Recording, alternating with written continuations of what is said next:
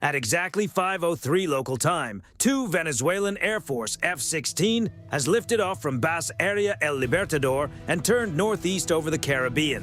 The pilots had been briefed on a single objective, close to within 10 nautical miles of the USS Farragut, an Arleigh Burke-class destroyer on freedom of navigation patrol, and demonstrate that American warships operated in Venezuelan waters at Venezuelan discretion. Show the flag, make the Americans flinch. Come home.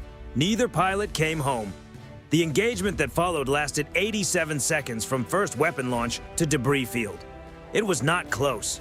It was not a near-run thing decided by courage or training or the skill of the men involved.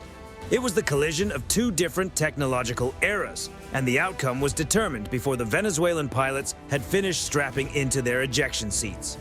Caracas had been watching the Farragut for 4 days. Venezuelan naval intelligence tracked her patrol pattern through a combination of commercial satellite imagery, coastal radar stations, and signals intercepts from shore monitoring facilities.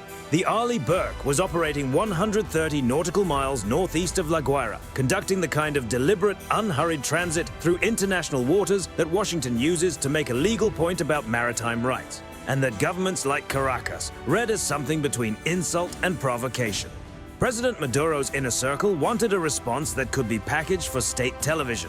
Something visual, something that would play as Venezuelan strength to a domestic audience being asked to endure an economy that had contracted by 2/3 in a decade.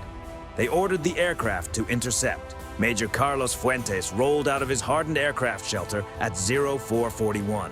His F-16A Block 15 carried two AIM-9P Sidewinder missiles on the wingtip rails and a full load of 20mm ammunition in the nose cannon. His wingman, Captain Rodrigo Salinas, flew an identical configuration. Together, they represented the operational ceiling of Venezuelan air power.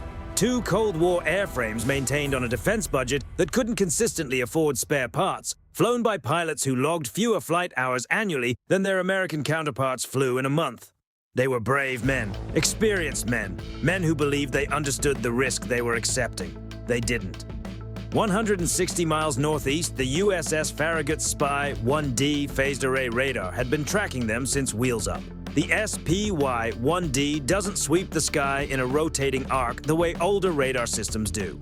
Its 4 fixed antenna arrays illuminate every quadrant simultaneously, updating target tracks continuously without the gaps a rotating dish creates between sweeps.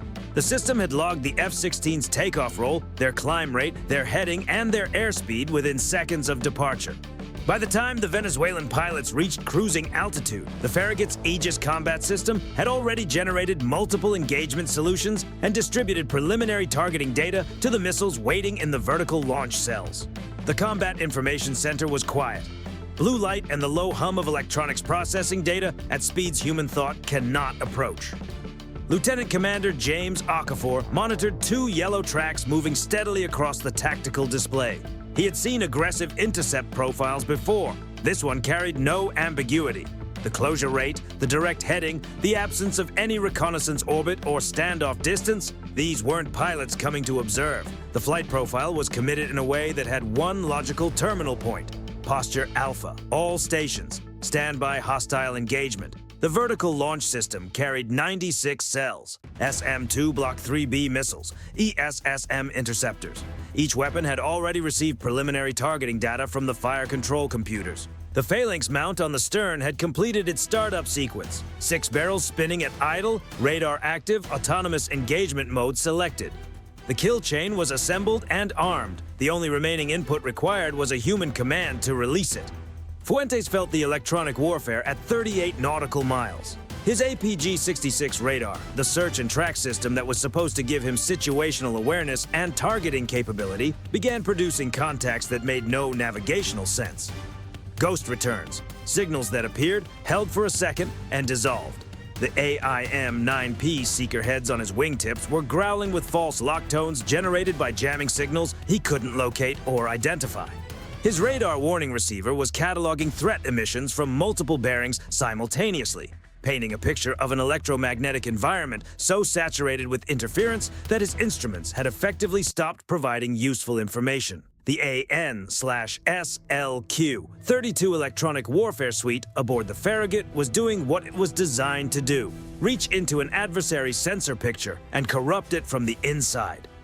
The system doesn't simply jam. It analyzes the specific frequencies and waveforms an adversary's radar is using and generates tailored interference, not broad-spectrum noise that an experienced pilot can sometimes filter through, but precisely calibrated signals that a radar's own processing algorithms interpret as valid contacts. It turns a pilot's instruments into a liar.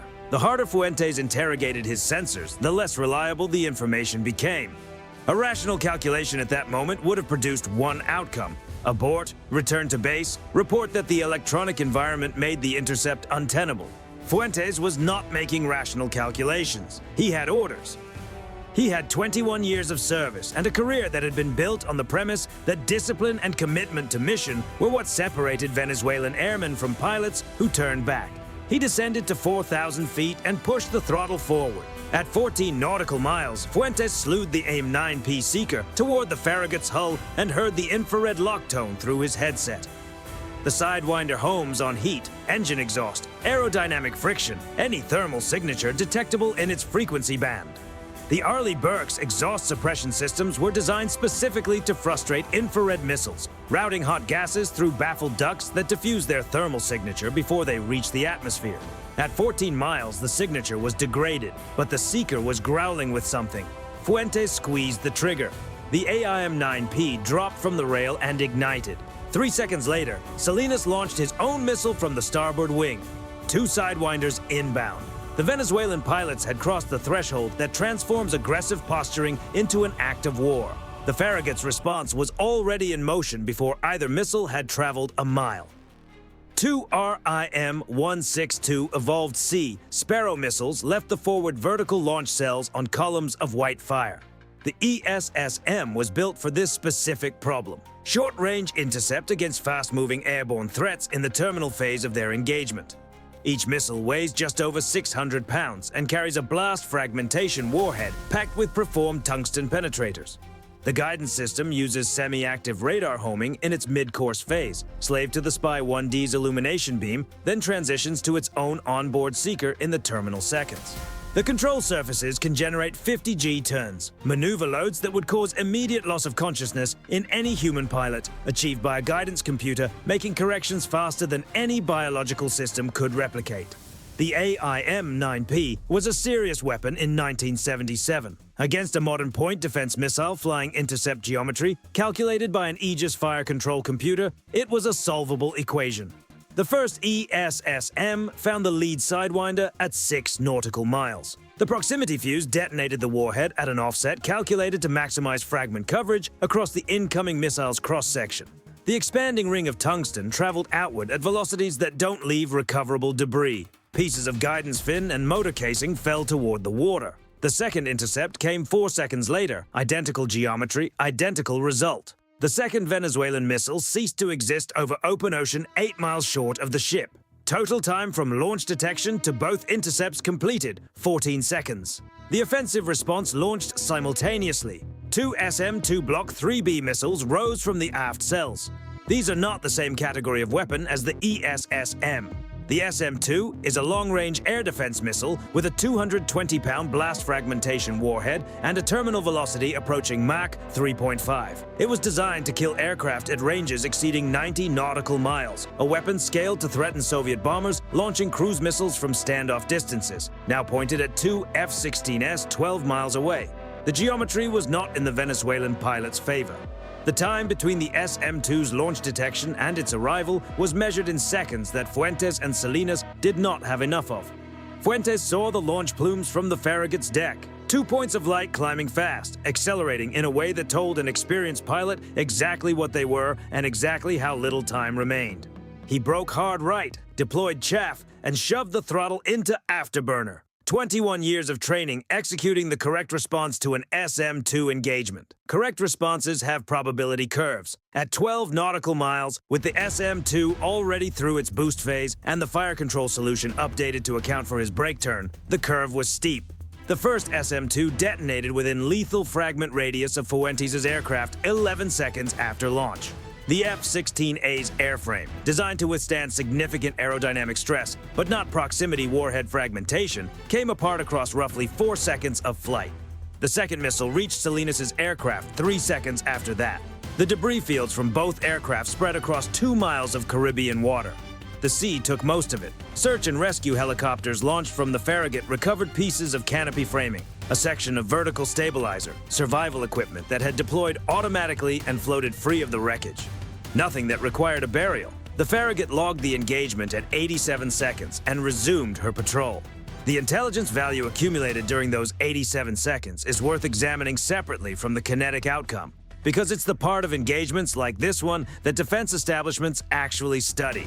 Every radar emission the Venezuelan aircraft produced from wheels up to impact was captured by the Farragut's electronic warfare receivers, the APG-66's frequency agility patterns, the AIM-9P seeker's acquisition tones, the communications traffic between the pilots and their ground controllers, encrypted but logged for later analysis, the specific frequencies the Venezuelan radar warning receivers queried during the electronic warfare engagement, which tells American planners exactly which signals their jamming was producing and exactly how the Venezuelan systems were trying to interpret them.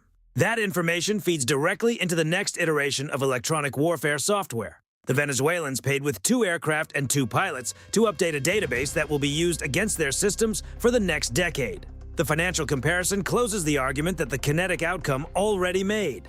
Venezuela committed 2 F-16A airframes at approximately $18 million each in current operational value, given the maintenance costs and availability history of the fleet, 2 AIM-9P missiles, fuel, and the irreplaceable training investment in both pilots. Total loss, somewhere above $40 million in tangible assets, plus the operational impact of removing 2 of Venezuela's functional combat aircraft from the inventory permanently. The Venezuelan Air Force operates perhaps 14 airworthy F-16S. It now operates 12. The United States expended 2 ESSM interceptors at $600,000 each and 2 SM-2 Block 3B missiles at approximately $2.3 million each. Total munitions cost $5.8 million. 0 damage to the ship, 0 personnel casualties. The Farragut's readiness status was unchanged at the conclusion of the engagement. Caracas announced that 2 Venezuelan pilots had been killed in an unprovoked American attack in international waters. The announcement was accurate in exactly one respect. 2 Venezuelan pilots were dead. The sequence of events documented by the Farragut's engagement logs, the SPY-1D radar tracks showing the F-16's closure profile, the acoustic and electronic records of the AIM-9P launches that preceded the SM-2 response. This documentation didn't reach Venezuelan state television. It reached every naval attaché in the region, every Allied intelligence service, and every planning staff trying to model American carrier strike group defense envelopes against air threats. The evidence of who fired first was not ambiguous. It was time-stamped to the millisecond and recorded on systems with no human editing step between event and log entry. The broader message carried further than the Caribbean. China's People's Liberation Army Navy had been wargaming scenarios involving strikes against American surface combatants using their own J-10 and J-16 aircraft. The Venezuelan engagement provided a real-world data point on SM-2 and ESSM engagement timelines, on the effectiveness of the SLQ-32 electronic warfare suite against legacy radar systems, and on the closure distance at which a committed aircraft enters a kill envelope with no realistic escape probability. Chinese analysts don't need a Venezuelan Air Force to draw conclusions from Venezuelan losses. The physics of the engagement translate across platforms. Russia's Military Intelligence Directorate filed similar assessments. The Gulf states recalibrated their understanding of what American destroyers on patrol could do to aircraft that crossed the wrong threshold. The deterrent effect of the engagement extended to every potential adversary that had been running mental calculations about the cost of challenging American freedom of navigation operations in contested waters. Major Fuentes had 21 years of service and a reasonable assessment of the risk he was accepting when he taxied out of that shelter. He understood that Venezuelan aircraft were older than modern American systems. He understood that the electronic environment would be hostile. What he likely did not fully understand, what his training and his doctrine and his command structure had not fully prepared him for, was the speed at which an Aegis combat system converts a launch event into a fire control solution and a fire control solution into an intercept. The time between his AIM-9P leaving the rail and the SM-2 reaching his aircraft was shorter than the time a human nervous system requires to process a complex tactical decision and translate it into physical action. He wasn't outflown, he was outprocessed. The competition wasn't between two pilots making decisions. It was between a human being reacting to a situation and a networked computer system that had already completed the same calculation 40 seconds earlier. This is the wall that every potential adversary eventually encounters when they decide to test American surface combatants with legacy air platforms. The courage isn't the limiting factor. The training isn't the limiting factor. The hardware and the processing speed are the limiting factors, and those gaps don't close through motivation or doctrine or national pride. They close through investment measured in decades and budgets that Venezuela, for structural reasons that predate this engagement by 20 years, was never going to be able to make. The Farragut continued northeast. The patrol track resumed without deviation.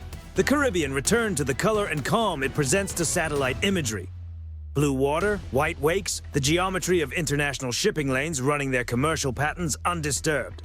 Somewhere below the surface, settling into sand that has covered harder things than aircraft wreckage, two F-16 completed their final descent. Not the one their pilots had planned, the one that was waiting for them from the moment the Farragut's SPY-1D logged their takeoff roll and the fire control computers began their work. The first shot was fired at 14 nautical miles. The last shot was fired before the first one landed. The math was finished before the mission began. The only question that remained open was whether the men who flew the mission understood how completely it had already been decided. If this breakdown reshaped how you think about modern air defense, share it and subscribe. The engagements that never make the news are the ones that define what air power actually costs.